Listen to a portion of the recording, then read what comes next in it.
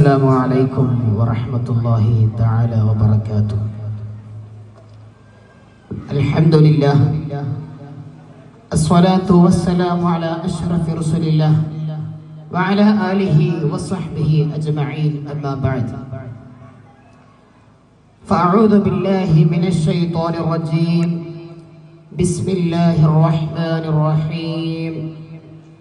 ولقد نصركم الله ببدر وأنتم أذلة فاتقوا الله لعلكم تشكرون. صدق الله العلي العظيم. ഏറ്റവും ബഹുമാനാദരവുകൾ നിറഞ്ഞ ഉസ്താദുമാർ, പ്രിയപ്പെട്ട രക്ഷിതാക്കളെ, സുഹൃത്തുക്കളെ, സഹോദര സഹോദരിമാരെ, ഞങ്ങൾ ഇവിടെ അവതരിപ്പിക്കാൻ പോകുന്ന കഥാപ്രസംഗം നമുക്കെല്ലാവർക്കും സുപരിചിതമായ വിഷയം തന്നെയാണ്. ഇസ്ലാമിക ചരിത്രത്തിലെ ഏടുകളിൽ എന്നെന്നും മായാതെ മറയാതെ തുന്നിച്ചേർക്കപ്പെട്ട സംഭവമാണ് ബദർ യുദ്ധം. ബദർ യുദ്ധത്തെക്കുറിച്ച് വിശാലമായി പറയേണ്ട സമയമല്ല. ധാരാളം പൂർവ്വ വിദ്യാർത്ഥികൾ ഇവിടെ ഇനിയും അവരുടെ കലാപരിപാടികൾ അവതരിപ്പിക്കാനുള്ളത് കൊണ്ട് ബദർ യുദ്ധത്തിന്റെ ചില ഭാഗങ്ങൾ മാത്രം നിങ്ങളുടെ മുന്നിൽ ശ്രദ്ധയിൽപ്പെടുത്തി ഇൻഷാ അല്ലാഹ് ഞങ്ങളുടെ ഇവിടെ കഥാപ്രസംഗം ഞങ്ങൾ വിരമിക്കും. അല്ലാഹു തൗഫീഖ് നൽകുമാറാവട്ടെ. ഇസ്ലാമിന്റെ ലക്ഷ്യം ഒരിക്കലും യുദ്ധം പുറപ്പെടുവിക്കലല്ല, യുദ്ധത്തിന് പ്രചോദനം കൊടുക്കലുമല്ല. പിന്നെ എങ്ങനെയാണ് ബദർ യുദ്ധം ഉണ്ടായത്? അതിലേക്കാണ് ആദ്യമായി നിങ്ങളുടെ ശ്രദ്ധ ഞങ്ങൾ ചെലുത്തുന്നത്. ഹഖാനെ കോനമറ മക്കാവ് വിട്ടു നബി പക്കാ മദീന തണവായ് ഹറദു വിത്തിടുക ഈരാറുമൊത്ത ശഹർ മാരാൽ പോരുത്ത പിറകെ. മഹാനായ മുത്ത് മുഹമ്മദ് മുസ്തഫ സല്ലല്ലാഹു അലൈഹി വസല്ലം അവിടുന്ന് ജന്മം കൊണ്ട് പുളകിതമായ ഷറഫാക്കപ്പെട്ട നാടാണ് മക്ക. നമുക്കൊക്കെ അറിയാം. മുത്തനബി സല്ലല്ലാഹു അലൈഹി വസല്ലമ അവിടുത്തെ ജീവിതത്തിന്റെ 90% ജീവിച്ചത് മക്കയിലാണ്. 53 വർഷക്കാലം മഹാനായ മുത്ത് മുഹമ്മദ് മുസ്തഫ സല്ലല്ലാഹു അലൈഹി വസല്ലമ മക്കയിൽ ജീവിച്ചു.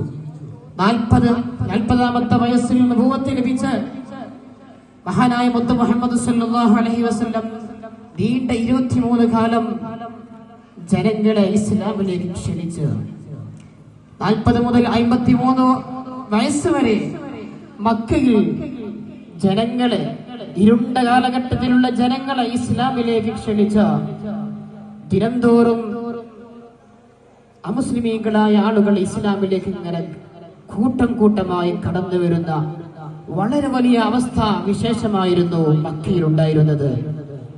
എന്നാൽ ഈ പോക്ക് അബൂജഹൽ പോലത്തെ ആളുകൾക്ക് ഇത് പറ്റിയില്ല. അവർ നബി സല്ലല്ലാഹു അലൈഹി വസല്ലമയെ മക്കയിൽ നിന്ന് ആട്ടി പുറത്താക്കാൻ വേണ്ടി തയ്യാറെടുക്കുകയാണ്. മഹാനായ മുത്ത് മുഹമ്മദ് സല്ലല്ലാഹു അലൈഹി വസല്ലം അവിടുത്തെ അനുചരരും ധാരാളം ത്യാഗങ്ങളും പീഡനങ്ങളും സഹിക്കുകയുണ്ടായി മക്കയിൽ. അവസാനം അല്ലാഹു സുബ്ഹാനഹു വ തആലയുടെ കൽപ്പന വരികയാണ്, ഹഖാന കോനമറാൽ മക്കാവ് വിട്ടു നബി, മക്ക വിട്ടു നബി, ഫക്ക മദീന തണവായി, മക്കയിൽ നിന്ന് വിട്ട് മദീനയിലേക്ക് അങ്ങ് പാലായനം ചെയ്യണം എന്ന് അല്ലാഹു സുബ്ഹാനഹു വ തആലയുടെ ഓർഡർ വരികയാണ്. അങ്ങനെ ഓർഡർ വരുന്നു. മഹാനായ മുത്ത് മുഹമ്മദ് മുസ്തഫ സല്ലല്ലാഹു അലൈഹി വസല്ലമയും അനുചരരും മക്കയിൽ നിന്ന് മദീനയിലേക്ക് പോവുകയാണ്. ഹാമിദറും മിക്കോർ സഹാബികളും മക്കായിരിക്കും ഫളൂദിൽ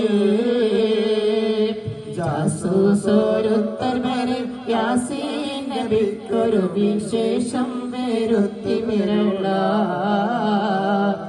ബക്കാതെ സാവർമണി റുക്കാകേറിയ ചരക്കാട് പൊന്നും ചുമയാ പാരുന്ന് വാതി ബദൽ ചേരുന്നവർകൾ തികം ഊരുന്നോരുങ്കി ഹറജ നിക്കാതെ ശാമറിയേശുവാനും സൗതാക്കറുകളാമും ഒരുമീ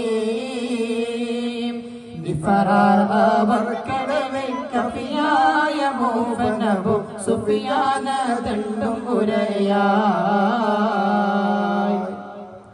അങ്ങനെ നബി സല്ലല്ലാഹു അലൈഹി വസല്ലം മദീനയിലേക്ക് യാത്ര പോയി. അങ്ങനെ മദീനയിൽ സുസ്ഥിരമായ നല്ല ജീവിതം നയിക്കുകയാണ്. മദീന നിവാസികളൊക്കെ ഇസ്ലാമിലേക്ക് ക്ഷണിച്ചുകൊണ്ടിരിക്കുകയാണ്. മക്കയിലുള്ളതുപോലെ തന്നെ മദീനയിലും ജനങ്ങൾ ഇസ്ലാമിലേക്ക് കൂട്ടം കൂട്ടമായി കടന്നു വരികയാണ്. ഇത് അബൂജഹലും കൂട്ടരും വളരെ വലിയ പൊറുതികേടായി. അവസാനം അബൂജഹലും കൂട്ടരും വലിയ തന്ത്രം പ്രയോഗിക്കുകയാണ്. ഇങ്ങനെ പോയാൽ എല്ലാ നാടുകളിലും ഇസ്ലാം എത്തും. അതുകൊണ്ട് മദീനയിൽ ഇസ്ലാമെ വ്യാപിപ്പിക്കുന്ന മുഹമ്മദിനെയും കൂട്ടരെയും തകർക്കണം എന്ന് പറഞ്ഞുകൊണ്ട് അബൂജഹൽ ഓർഡർ കൊടുക്കുകയാണ്.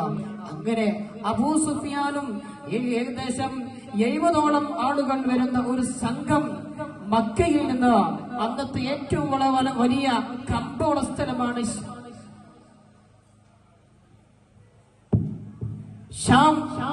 ആ ഷാമിലേക്ക് മക്കയിൽ മഹാനായ മുത്ത് മുഹമ്മദ് മുസ്തഫ സല്ലല്ലാഹു അലൈഹി വസല്ലമയും സ്വഹാബാക്കളും ഇട്ടേച്ചു പോയ ധാരാളം സ്വത്തുക്കള്, മുന്തിരിത്തോട്ടങ്ങള്, ഈത്തപ്പഴത്തോട്ടങ്ങള്, ഇനപിടിപ്പുള്ള വസ്തുക്കളൊക്കെ ശേഖരിച്ചുകൊണ്ട് ചരിത്രത്തിൽ കാണാം നമുക്ക്. 1000 ഒട്ടകങ്ങളുടെ മുകളിൽ ചുമക്കാനുതകുന്ന രൂപത്തിലുള്ള സാധനങ്ങളുമായി മക്കയിൽ നിന്ന് ഷാമിലേക്ക് അബൂ സുഫിയാനും കൂട്ടരും കച്ചവടത്തിന് പോവുകയാണ്.